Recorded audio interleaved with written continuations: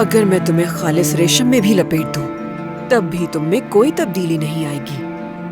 अगर तुम्हारा रवैया ऐसा ही रहा तो उमर इस कमरे में रहने के बावजूद सोफे पर सोएगा और तुम्हारी तरफ देखेगा भी नहीं, और तुम यूं ही रोती रहोगी। क्या कुछ गलत कह रही हूँ?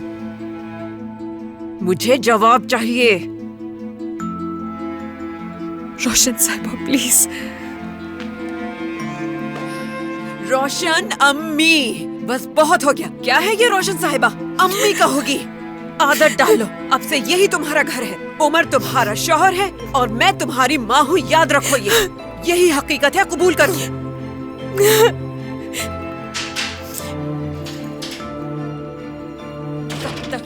कब तक तुम्हें हर बात के लिए समझाती रहूंगी मैं? थक गई हूँ मैं तुमसे। ओफ! क्या हुआ? क्यों चीख रही हैं तुर्कान पर? खुशामदीद बेटा। तुम ठीक हो तुर्कान?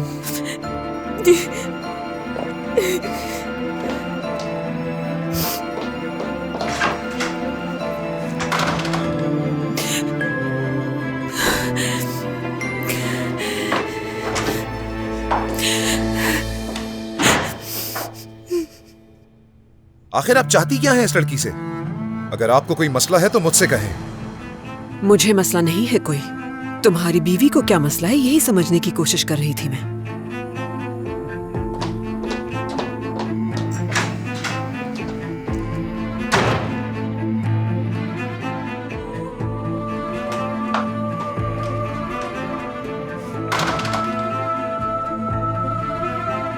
तुर्कान,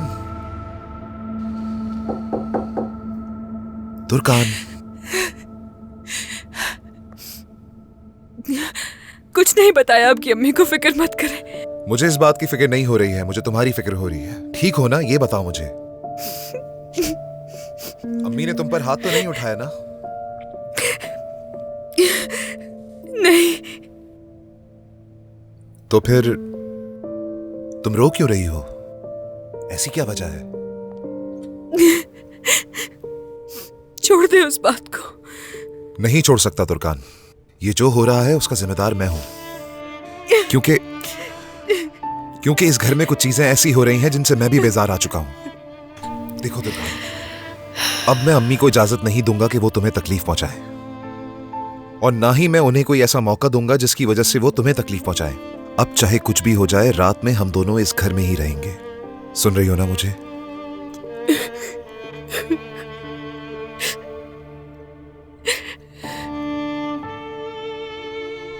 तुर्कान, सुन रही हो ना मुझे?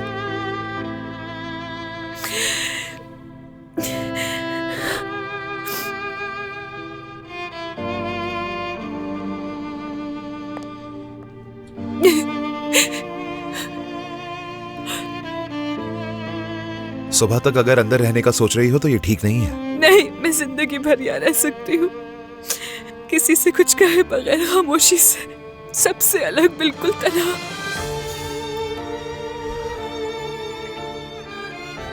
तुर्कान, मैं भी बहुत थक चुका हूं, लेकिन सब ठीक हो जाएगा। ये शादी वैसी नहीं है जैसा तुम चाहती हो। तुमने कुछ अलग ही ख्वाब देखे होंगे, इसीलिए हमारा तलाक लेना ही बेहतर होगा। मैं नहीं चाहता कि मेरी फैमिली तुम्हें... शायद मैं अच्छी बीवी नहीं बन सकी, आपको खुशी नहीं दे सकी। नहीं, ऐसा नहीं है तुर्कान, तुम वाकई में एक अच्छी लड़की हो। इस जहन्नुम की मुस्तहिक नहीं हो तुम। तलाक के बाद तुम अपने घर वापस चली जाओगी और मैं अपनी जिंदगी जीऊंगा। तुम भी तो बिल्कुल यही चाहती थी ना? उस वक्त बात मुख्तलिफ थी, उस रात के बाद। तुम ठीक कहती हो, मुझे वो सब नहीं करना चाहिए था। अफसोस है मुझे, गलती हो गई।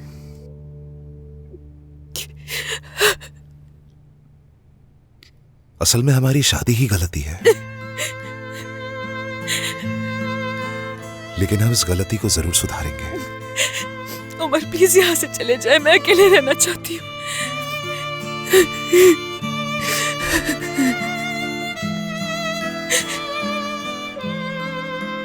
ठीक है।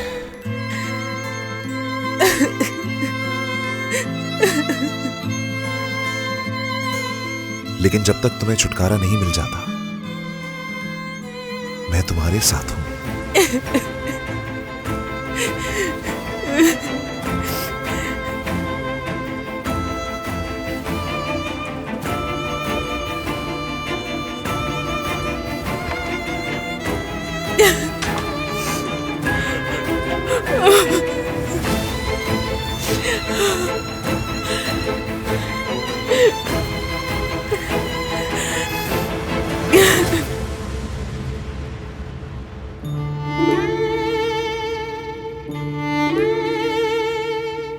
तुम मेरे बेटे के लायक नहीं हो।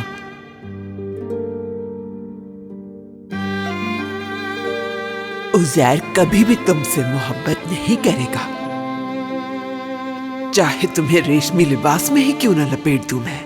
लेकिन तुम इस घर की नौकरानी से मुख्तलिफ नहीं हो।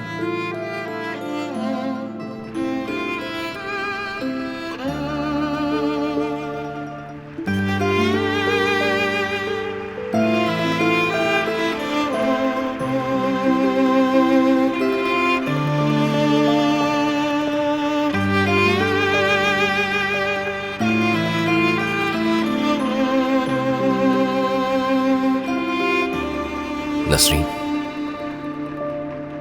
किन ख्यालों में गुम हो?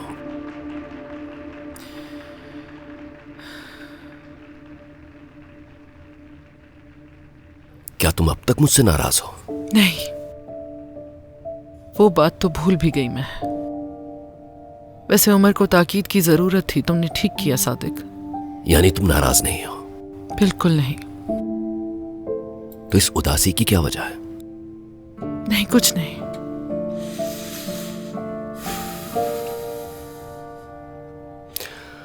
तुर्कान गाड़ी में पूरा रास्ता खामोश बैठी थी, लेकिन गाड़ी से उतरते वक्त अपने आंसू न रोक पाई।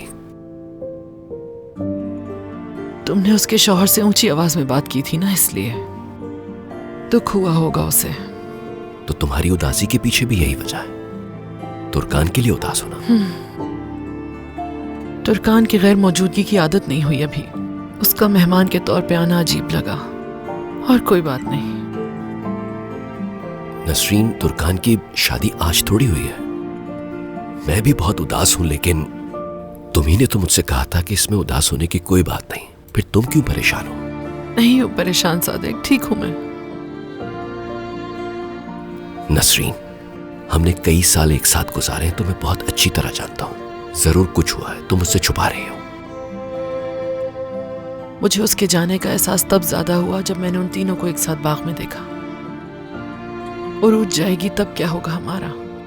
क्या फातेह के बारे में ही है? नहीं, फातेह ऐसा नहीं कर सकता। चलो, अब इस बात पर परेशान मत हो। देखो, उसने अब तक हमसे कुछ नहीं कहा, और न ही यहां आकर धमकाया है। आए तो सही। अगर उसने अपनी बेटी का नाम लेकर धमकी दी मुझे, तो तुम देखना कि मैं क्या करती हूँ। क्या करोगी? अपने बच्चों को लेकर कहीं गायब हो जाऊंगी मैं। कोई भी ढूंढ नहीं सकेगा हमें। नसरीन, ये क्या है? क्या तुम मुझे धमकाने की कोशिश कर रही हो? नहीं, मैं सोने जा रही हूँ सादिक।